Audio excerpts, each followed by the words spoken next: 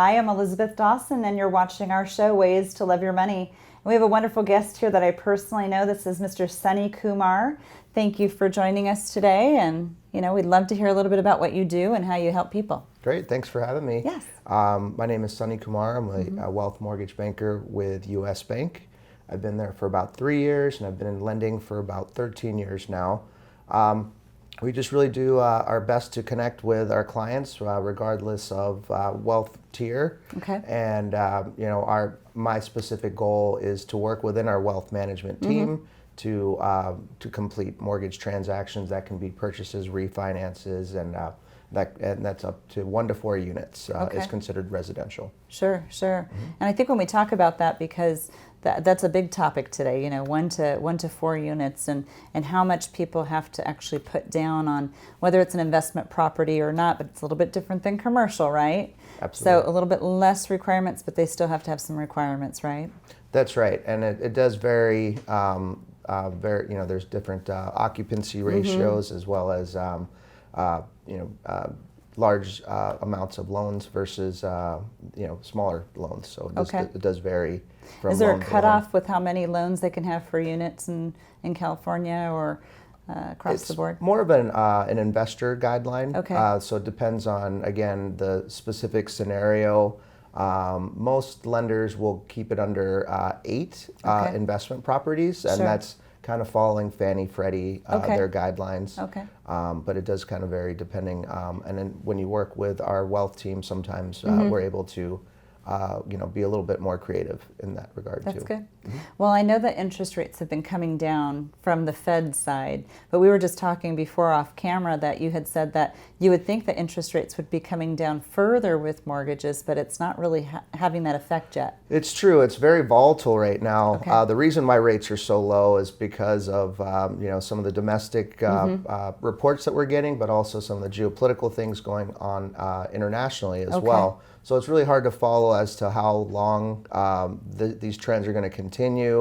One big indicator for us is the U.S. Treasury, and the rate, the prime rate right now is very low. Sure. And you would think that interest rates would follow that a little bit, but they're not quite there. That's what most people think. I got an email this week from a client that they're like, "Oh, well, interest rates are so low." Well, how long does it take for it to actually affect the consumer if it's changing at the Fed level and coming down in U.S. Treasury, notes and things like this? If it's changing there almost immediately, how long does it take to translate to the consumer side? It's usually pretty instantaneous, and so that's what we're kind of wondering is if there's another outlier that's keeping rates where they are. Okay. I think in general the economy is just very very tepid, and it's more of a measured change as opposed to such a large fluctuation. Does it deal with like consumer confidence? What is it really? It's just a little, just a calculation combining all those components. And as I mentioned before, it's not only just domestic influences, but what's happening internationally, whether it's Brexit or in China and things like that.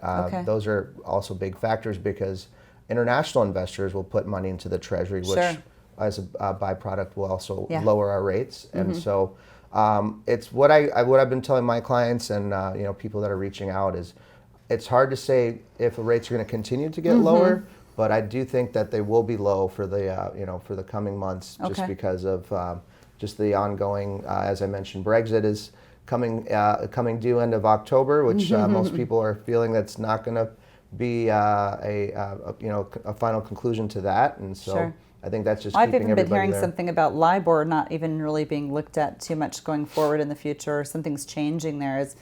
Have you heard something similar? Yeah, so that's always a discussion. There was some scandals with LIBOR as far as tampering with that index, and so for the U.S. market, I believe investors want to be in control. They want to use a trustworthy, which LIBOR has in the past, but that's been called to question lately, and so I think they've been trying changing. to. So nothing in the pipeline.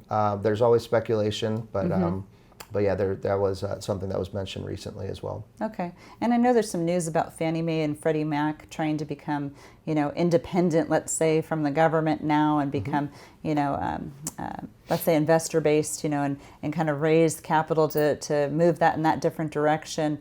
Does that affect how your loans or loan funding is, FHA versus or Fannie Mae versus, let's say, conventional? Is that something that's having an effect, or has it pretty much stayed the same? Yeah, a little bit more speculation, and I think that's been a long-term discussion about possibly privatizing Fannie and Freddie.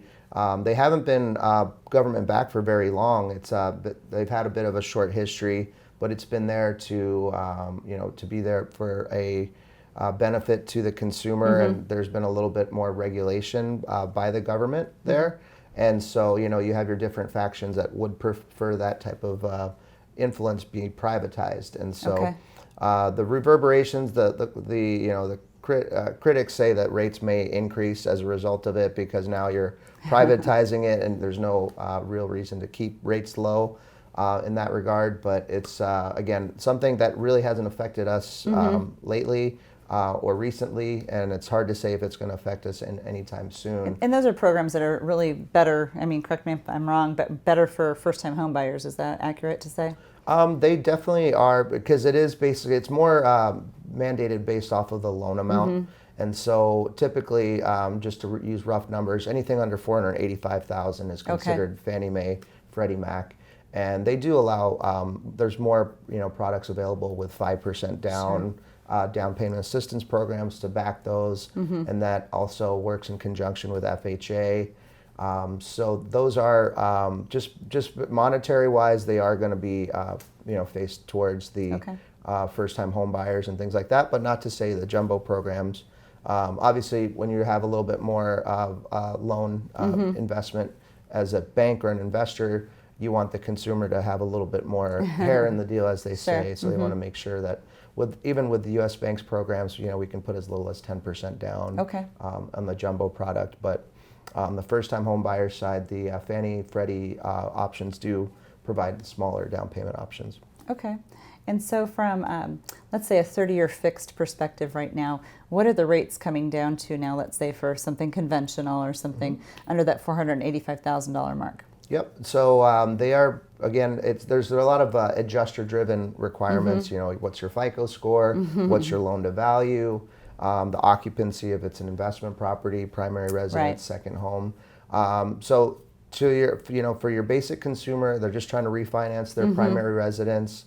They have decent loan to value. Maybe they have 20% equity in the home or something like that. You're probably looking in the mid to high threes, like 375, 365, depending on the scenario.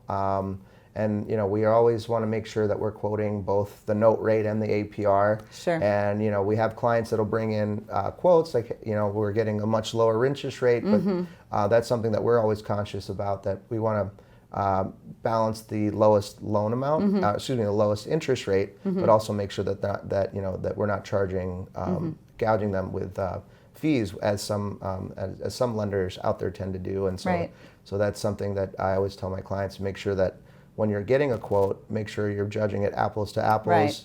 A low interest rate is great, but if it's costing you $15,000 to save yourself a couple $100 a month, it's probably not the best. Right. Well, it's good. You're looking at it from a suitability standpoint, right, and giving them the knowledge versus the shock after they get done, right? Absolutely. So then for your jumbo loans, what are you looking at for 30-year fixed? Pretty close. They're actually kind of running in line.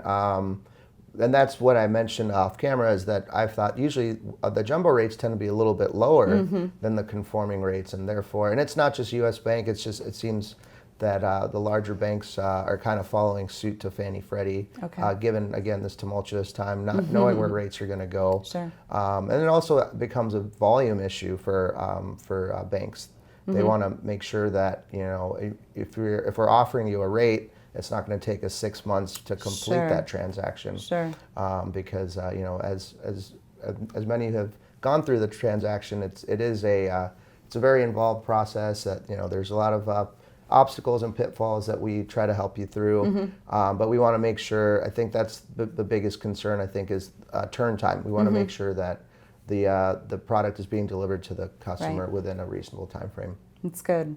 Well, and I think when we kind of take this all into perspective, because people think it's a direct translation from when the Fed reduces rates to, what that's going to be on, the interest rate, barometer for them to do a refinance of their home.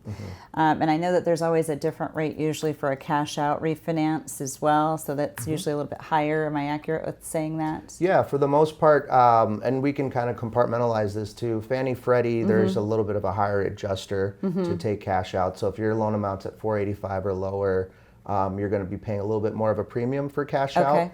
There's a mid-tier called the high balance conforming. U.S. Bank, we allowed our portfolio product that's also considered jumbo to cover that mid-tier as well. Some lenders in San Diego County, for example, won't consider anything jumbo until you get up to 690. So I know I'm giving you a lot of ins and outs of everything. I think people need to hear this. Yeah. But in general, for the cash out, once you go over 485, the portfolio products are better because they don't have those larger adjusters. I know U.S. Bank specifically, as long as you have 75% LTV, loan to value in your home, we don't charge an adjuster. So it's a really great product that way. Great. And so I think cash out, it's a great time to get cash out. I know a lot of our clients have been doing that. I think I myself have also dipped into our equity to see what what other improvements you can make on your home, any other investments that could or buy other investment property. Absolutely. Right? So that's been it's been a great time for cash out, just because we're in a great time frame here where a lot of the properties that we own have gained a lot of equity and the interest rates are low. So.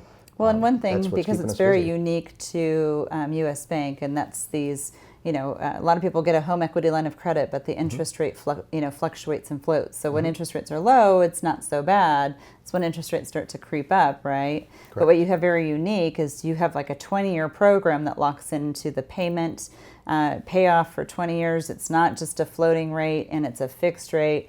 But at the same time, it doesn't just pay interest itself. It actually pays an interest and principal payment, which might even be less than that floating rate.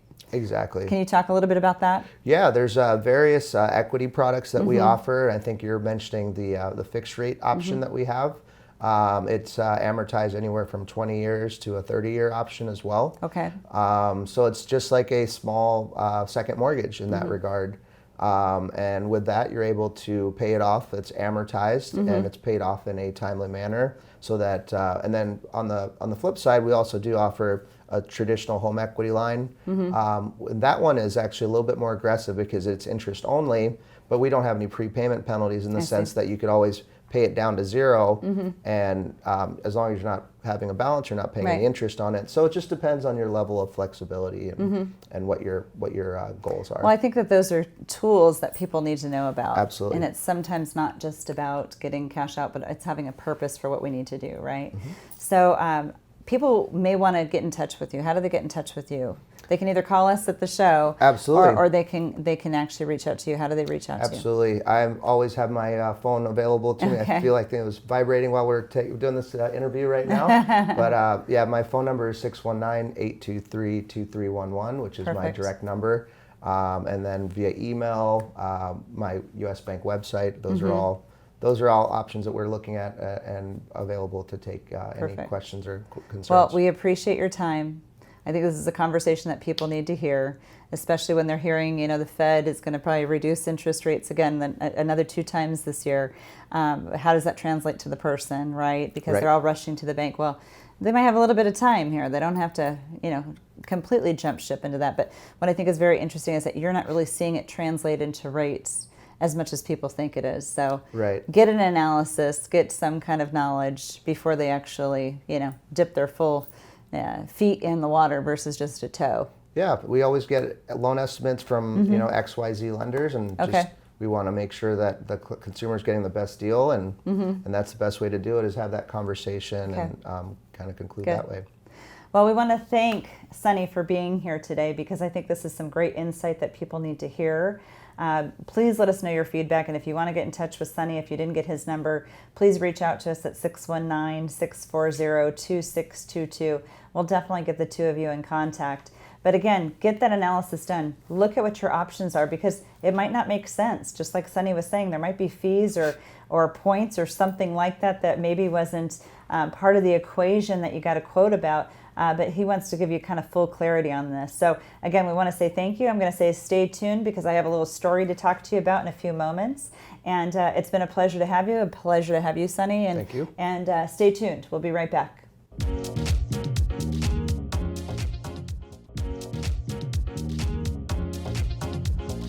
Welcome back to Ways to Love Your Money. I'm Elisabeth Dawson, and I wanted to bring up a client story for you just to kind of hear about, because this might be speaking to you, and I think it actually talks to a lot of people right now, especially with thinking about, gosh, I want to pay off my mortgage as fast as I can, or, if I am wanting to refinance and do something, what's the purpose of this?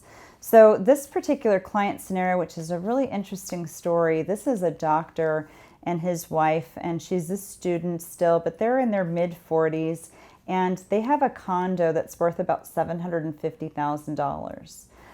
That's great, but the other portion of this is that they have a mortgage on this home that's fairly small, about $205,000 on the first and about $130,000 on the second.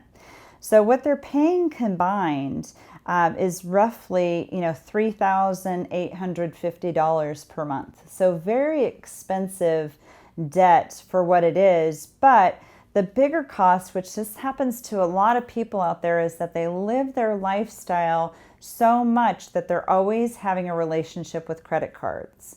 And that's why I go back to our book, Wealth by Design, because in Wealth by Design, we talk about having a relationship with credit cards, but really changing that relationship, which, Ways to Love Your Money is all about a respect for money. So we don't want to have this, codependent relationship on credit cards and paying in arrears, this month for paying off the credit cards. So this particular couple got into big trouble because they're making, this is a physician, they're making great money, but there's really not a whole lot of money put in the bank.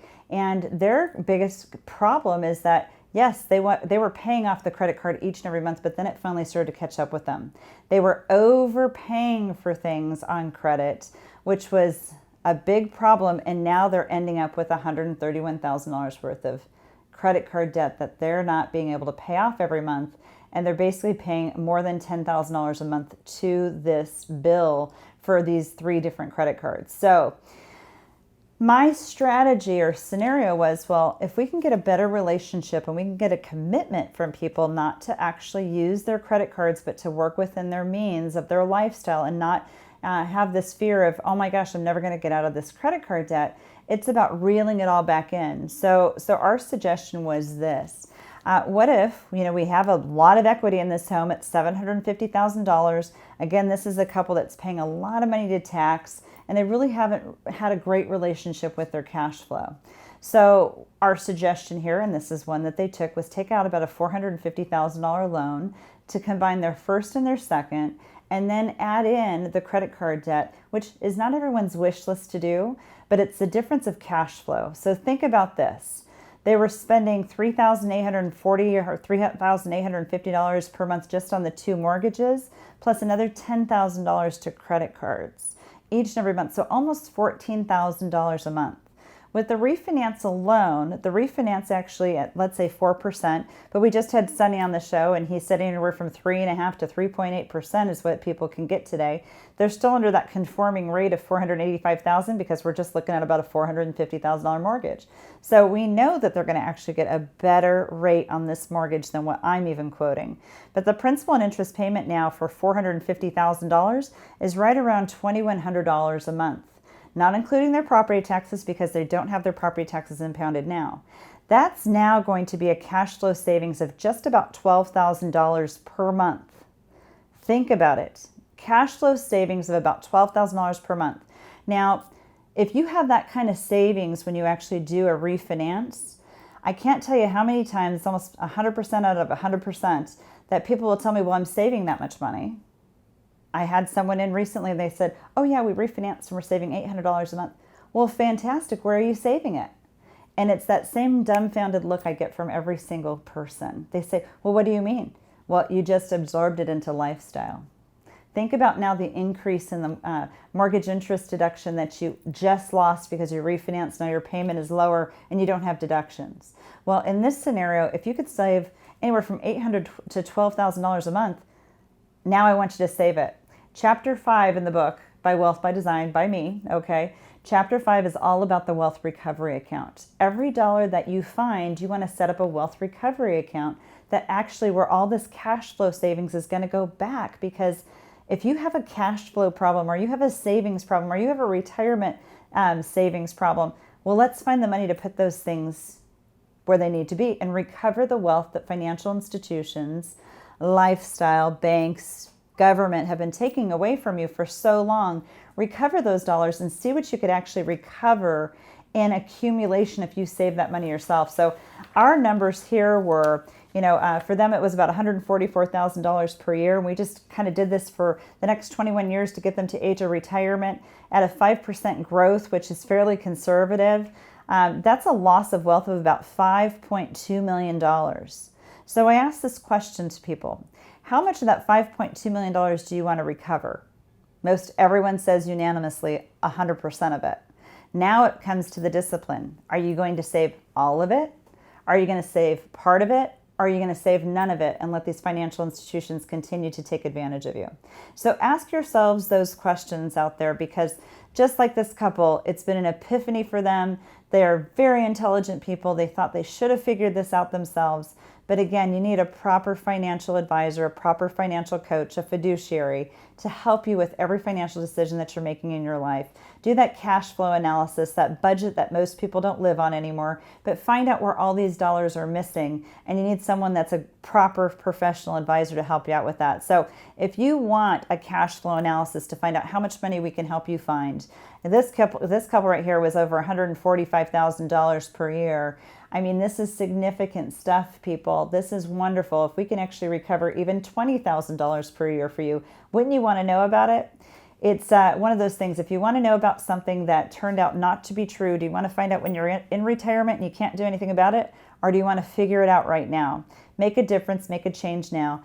Call and get your cash flow analysis information worked on so that you can actually know and find the money. So if our average client out there is basically in a situation where we're helping them find about $60,000 to $70,000 per year, what if that's you out there and you're procrastinating? So don't be a professional procrastinator. Take advantage now to give us a call at 619-640-2622. Let's get a control on your cash flow so that you can actually recover wealth in that wealth recovery account that we're talking about and start building your wealth over many years to come, over your working years. And maybe it's going to be like 5.2 million like this couple. Who knows? But maybe it's even more than that. Or maybe it's a little bit less, but any money recovered is a better dollar than not being recovered at all. So stay tuned for more episodes to come. We would love to hear your feedback about ways to love your money. Again, we want you to have a better respect for your finances, for the money you've been so blessed to be able to grow and build and basically accumulate. Now is your time, and you should have a stronger relationship with what you are working towards, and that is every single day trying to make money so that you can actually have the retirement, the dreams, the goals, desires actually developed for yourself. So you deserve the best. If you want the best, give us a call at 619-640-2622. Let's get you started.